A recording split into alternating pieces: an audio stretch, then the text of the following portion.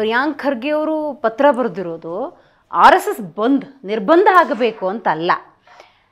RSS ಸೇರಿದ ಹಾಗೆ ಯಾವುದೇ ಸಂಘಟನೆಗಳಾಗಿದ್ರು ಕೂಡ ಅವರ ಕಾರ್ಯಕ್ರಮಗಳು ಏನೇ ಇದ್ರೂ ಕೂಡ ನೀವು ಮಾಡೋದಾದ್ರೆ ಅನುಮತಿ ಪಡ್ಕೋಬೇಕು. ಈ ಸರ್ಕಾರದ ನಿರ್ಧಾರ ಅದು.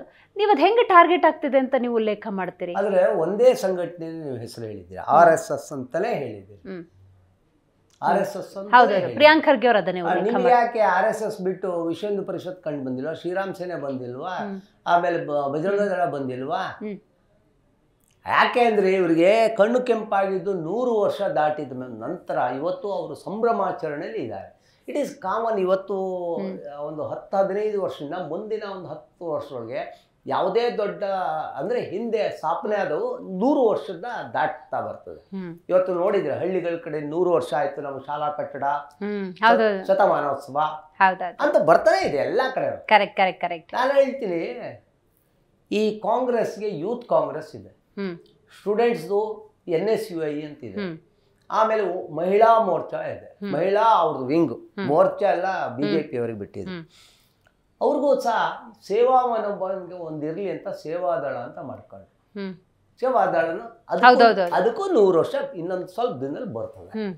ಆ ಸೇವಾದಳದ ಗುಣಮಟ್ಟ ಎಲ್ಲಿದೆ ಅಂದರೆ, ಈ ಕಾಂಗ್ರೆಸ್ ರಾಜಕಾರಣಿಗಳು ಸ್ಟೇಜಲ್ಲಿ ಕೂತಾಗ ಚೇರ್ ಹಾಕ್ಸೋದು, ಟೀ ಕೊಡ್ಸೋದು, ಇನ್ನೆಲ್ಲ ಒಂದಷ್ಟು ಗಾಂಧೀಜಿ ಟೊಪ್ಪಿ ಹಾಕ್ಸ್ಕೊಂಡು ಓಡಾಡೋದು. ನಾನು ಅವ್ರೇನು ಈ ಮಟ್ಟದಲ್ಲಿ ಹೇಳಿದ್ರು ಅದೇ ಮಟ್ಟದಲ್ಲಿ ನಾನು ಹೇಳ್ತೀನಿ, ಯಾಕೆ ಉತ್ತರ ನಾವು ಹಾಗೆ ಕೊಡ್ಬೇಕಾದ್ರೆ. ಈ BJPಗೆ ಅವರ ಒಂದು ಯುವ ಸಂಘಟನೆ, ತದನಂತರ ಸ್ಟೂಡೆಂಟ್ಸ್ ಜೀವನ ಬಂದಾಗ ABVP, ಮಹಿಳಾ ಮೋರ್ಚಾ, ದೆನ್ ಅವರಲ್ಲಿ ಒಂದು ಸಂಘಟನೆ ಬರಬೇಕಲ್ಲ, ಅದೇ RSS. ಶಿಸ್ತುಬದ್ಧವಾಗಿ ಬರುವಂಥದ್ದು. ನನಗೆ CPI ಅಲ್ಲಿ ಸರ್ ನನಗಿಲ್ಲೊಂದು ಗೊಂದಲ ಬಂತು. RSS ಬಗ್ಗೆ ಪ್ರಿಯಾಂಕ್ ಖರ್ಗೆ ಅವರು ಪತ್ರ ಬರ್ತಿರೋದು, ನಿರ್ಧಾರ ತಗೊಂಡಿರೋದು RSS ಸೇರಿದಂಗೆ ಇತರ ಸಂಘಟನೆಗಳ ಬಗ್ಗೆ ಕಾಂಗ್ರೆಸ್, BJP ಅವ್ರು ಯಾಕೆ ಉತ್ತರ ಕೊಡ್ತಿದ್ದಾರೆ? RSS ಮಾತಾಡಬೇಕಾಗಿರೋದು. ನಾನು ಅದಕ್ಕೆ ಹೇಳಿದ್ದು, ಆಯಾಯ ಪೊಲಿಟಿಕಲ್ ಪಾರ್ಟಿಗೆ ಆಯಾಯ ಇದು ಒಂದೊಂದು ಬಿಲಾಂಗ್ಸ್ ಟು. ನೋಡ್ರಿ, ನಾನು ಒಂದೊಂದ್ಸರಿ ಅದನ್ನ ನಾನು ಯಾವುದೇ ಪಾಲಿಟಿಕ್ಸ್ ಇಲ್ಲ, ನಾನು ಅದೇ ಹೇಳ್ತೀನಿ. ನೀವು ಅದೇನೋ ಒಂದು ಬಹುಮುಖ ವೇಷಧಾರಿ ಇದ್ದಂಗೆ.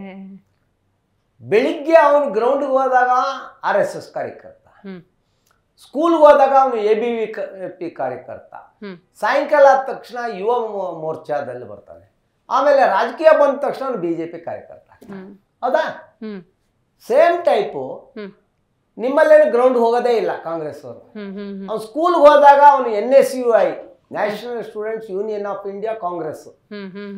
ಆಮೇಲೆ ಅವನು ಸ್ಕೂಲು ಎಜುಕೇಶನ್ ಮುಗಿದ ಮೇಲೆ ಏನೋ ಕೆಲಸ ಸಿಕ್ಲಿಲ್ಲ ಅಂದರೆ ಪಾಲಿಟಿಕ್ಸ್ ಮಾಡಕ್ಕೆ ಹೋದಾಗ ಯುವ ಕಾಂಗ್ರೆಸ್ ಕಾರ್ಯಕರ್ತ, ಆಮೇಲೆ ರಾಜಕೀಯ ಪುಡಾರಿ ಆದ ತಕ್ಷಣ ಕಾಂಗ್ರೆಸ್. ಇನ್ನೂ ಇವೆರಡರ ಮಧ್ಯದಲ್ಲಿ ಸೇವಾದಳ ಇರಲಿ ನೀನು ಯೂತ್ ಲೀಗಲ್ಲಿ. ಅದರಿಂದ ಒಬ್ಬನೇ ಎಲ್ಲ ವೇಷಧಾರಿ, ಏಕಪಾತ್ರ ಅಭಿನಯ ಅಂತ ಹೇಳಿದ್ರಲ್ಲಿ ಇಲ್ಲಿ ಬಹುಪಾತ್ರ ಅಭಿನಯನ ಒಬ್ಬ ವ್ಯಕ್ತಿ ಮಾಡಬಹುದು.